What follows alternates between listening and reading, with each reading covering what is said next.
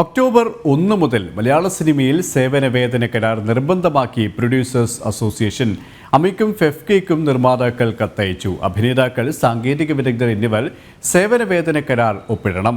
വിവരങ്ങളുമായി സുധീഷ് ഗോപാൽ ചേരുകയാണ്. സുധീഷ്, നിർമ്മാതാക്കളുടെ സംഘടനയുടെ ഭാഗത്തു നിന്നാണ് ഇപ്പോൾ സിനിമയിൽ സേവന വേതന കരാർ നിർബന്ധമാക്കിയിരിക്കുന്നത്. എന്തൊക്കെയാണ് ഈ കരാറിലെ വ്യവസ്ഥകൾ, മറ്റ് വിശദാംശങ്ങൾ?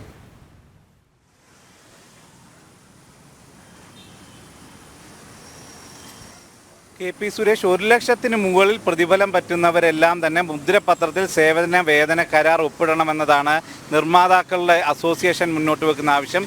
ഈ ആവശ്യം ഉന്നയിച്ചുകൊണ്ട് ഫെഫ്കയ്ക്കും അതോടൊപ്പം തന്നെ അമ്മ സംഘടനയ്ക്കും ഇതിനോടകം തന്നെ കത്ത് നൽകിയിട്ടുണ്ട്. ഇത് ഒക്ടോബർ 1 മുതൽ തന്നെ നടപ്പാക്കണമെന്നാണ് പറയുന്നത്. 1 ലക്ഷത്തിന് താഴെയാണ് പ്രതിഫലമെങ്കിൽ അവർ ഇതിൻ്റെ ലെറ്റർ ഹെഡിൽ കരാർ നൽകണം എന്നതാണ്, സേവന വേതന കരാർ നൽകണമെന്നതാണ് ഇവർ ആവശ്യപ്പെടുന്നത്. ഇത്തരത്തിൽ ആവശ്യപ്പെടുമ്പോൾ അതിൽ ലൈംഗിക ചൂഷണം ഒഴിവാക്കുന്നത് സംബന്ധിച്ചും മയക്കുമരുന്ന് ഉപയോഗം ഒഴിവാക്കുന്നത് സംബന്ധിച്ചുമുള്ള വ്യവസ്ഥകളും ഈ കരാറിൽ ഉൾപ്പെടുത്തിയിട്ടുണ്ട്.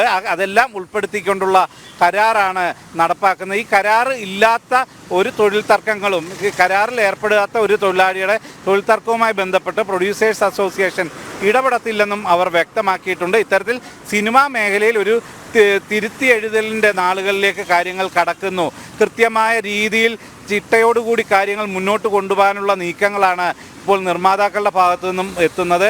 അതിനെ അമ്മ സംഘടനയും ഫെഫ്കയും സ്വാഗതം ചെയ്യുമെന്ന് തന്നെയാണ് പ്രതീക്ഷിക്കുന്നത്. അതുകൊണ്ട് തന്നെ ഒക്ടോബർ 1 മുതൽ തന്നെ ഇത് പൂർണ്ണമായും നടപ്പാക്കാൻ സാധിക്കും എന്ന് തന്നെയാണ് നിലവിൽ നിലനിൽക്കുന്ന പ്രതീക്ഷ. കെ.പി. സുരേഷ്, ഇവിടെ ഈ സേവന വേതന കരാറുമായി ബന്ധപ്പെട്ട് വലിയ രീതിയിലുള്ള ഒരു അഭിപ്രായ ഭിന്നതകൾ ഇത് നിർമ്മാതാക്കളുടെ ഭാഗത്തു നിന്നായാലും സംവിധായകരുടെ ഭാഗത്തു നിന്നുള്ള അഭിനേതാക്കളുടെ ഭാഗത്തു നിന്നായാലും ഒക്കെ ഉണ്ട്. അതിൽ ഒരു ഏകീകൃത സമീപനം സ്വീകരിക്കുമ്പോൾ അത് മലയാള സിനിമയെ സംബന്ധിച്ചിടത്തോളം ഒരു വലിയ മാറ്റത്തിന് തുടക്കമിടുമെന്ന് തന്നെ നമുക്ക് പ്രതീക്ഷിക്കാം. അത്തരത്തിലുള്ള ഒരു വിലയിരുത്തൽ തന്നെയാണ് സിനിമാ മേഖലയിൽ, ചലച്ചിത്ര വ്യവസായത്തിൽ ഒന്നാകെ ഉള്ളതല്ലേ?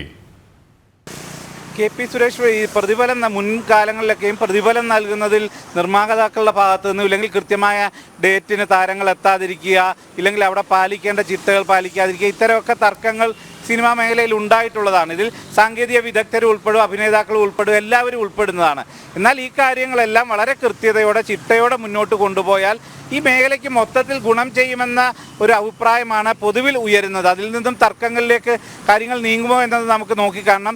എന്തു തന്നെയായാലും മൊത്തത്തിൽ ഈ സിനിമാ മേഖലയുടെ പ്രവർത്തനം സുഗമമാക്കാൻ ഉപകരിക്കുന്നതാണ് ഈ കരാർ വ്യവസ്ഥ എന്നതാണ് നമുക്ക് വിലയിരുത്താൻ കഴിയുന്നത്. ഇരു കൂട്ടരുടെയും ഭാഗങ്ങൾ കൃത്യമായി തന്നെ എഴുതി അതിൽ പറയുന്ന, കരാറിൽ പറയുന്ന രീതിക്കനുസരിച്ച് മുന്നോട്ട് പോയാൽ സിനിമാ മേഖലയുടെ പ്രവർത്തനം സുഗമമാകും എന്ന് തന്നെയാണ് കണക്കാക്കപ്പെടുന്നതും. കെ.പി. സുരേഷ്. സുധീഷ് ഗോപാലാണ് കൊച്ചിയിൽ നിന്ന് വിശദാംശങ്ങൾ നൽകിയത്.